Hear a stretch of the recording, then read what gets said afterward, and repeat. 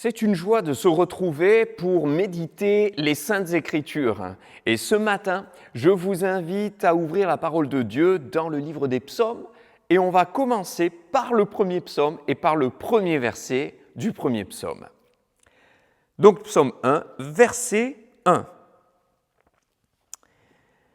Heureux l'homme qui ne marche pas selon le conseil des méchants, et qui ne s'arrête pas sur la voie des pécheurs, et qui ne s'assied pas en compagnie des moqueurs, mais qui trouve son plaisir dans la loi de l'Éternel, et qui la médite jour et nuit. Amen.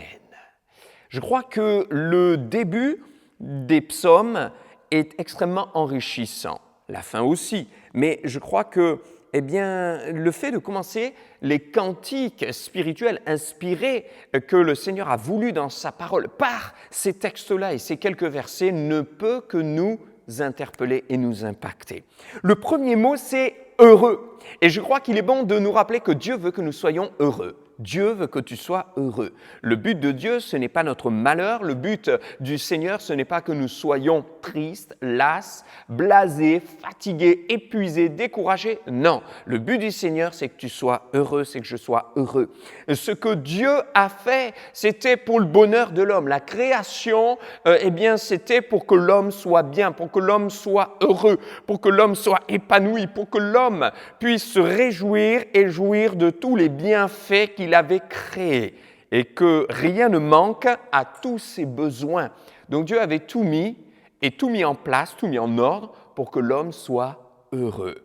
Quand l'homme a péché, bien sûr, le désastre et le désordre sont venus. Il y a eu la conséquence, la désobéissance et la condamnation, la malédiction qui atteint l'être humain et qui aujourd'hui est caractérisée d'une manière très forte par la souffrance sous multiples formes.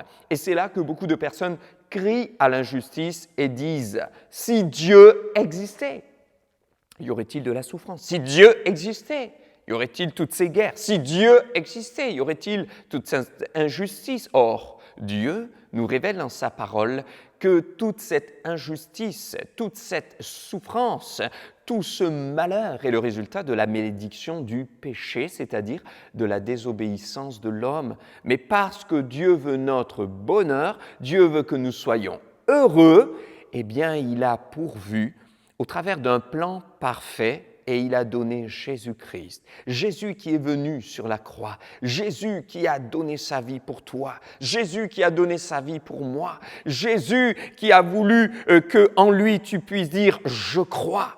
Et lorsque nous plaçons notre confiance en lui, nous sommes renouvelés, nous sommes restaurés de cette situation et de cette condition de malédiction qui amène la souffrance.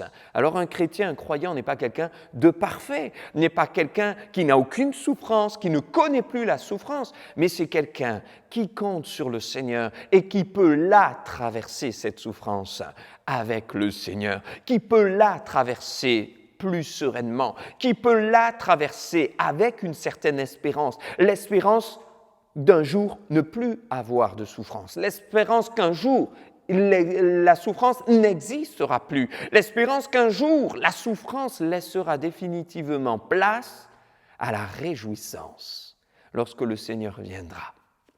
Alors mon ami, je t'invite, mon frère, je t'invite, ma sœur, je t'invite à regarder à Jésus-Christ et à compter sur ses bienfaits en acceptant que Dieu désire ton bonheur, en acceptant de croire et de réaliser que Dieu veut que vous soyez heureux, malgré la souffrance, malgré votre souffrance, malgré cette si grande souffrance que vous connaissez. Dieu veut que vous soyez heureux et Dieu veut votre bonheur. Et maintenant, la solution, c'est de mettre sa main dans la sienne, c'est de lui faire confiance et de se laisser conduire et de comprendre que si Dieu a dit « heureux l'homme », c'est qu'il invite chaque homme à suivre ce chemin de la vérité, ce chemin de l'intégrité, ce chemin de la sainteté pour parvenir au vrai bonheur et pour être enfin heureux. Ce chemin n'est autre qu'une personne, ce n'est pas une chose, ce n'est pas une philosophie, ce n'est pas une théorie, ce n'est pas une religion, c'est quelqu'un.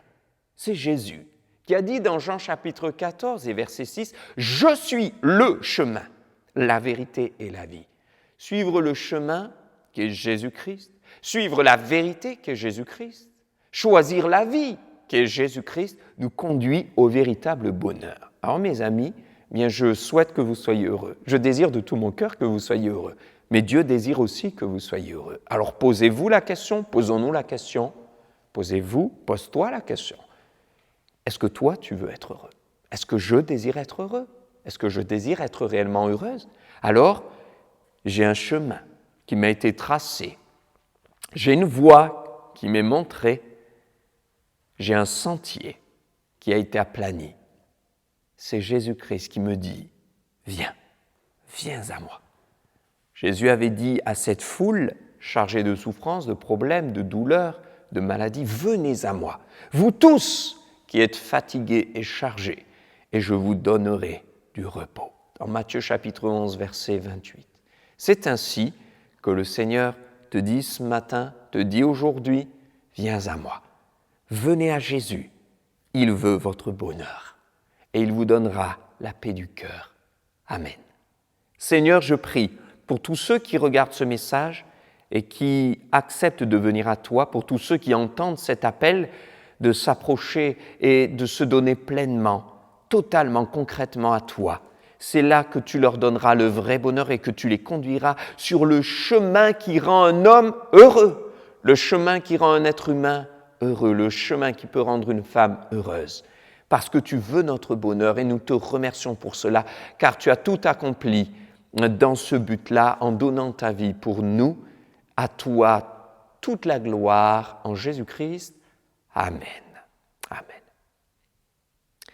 Je vous dis maintenant à très bientôt et que la grâce de Dieu vous accompagne durant toute cette journée.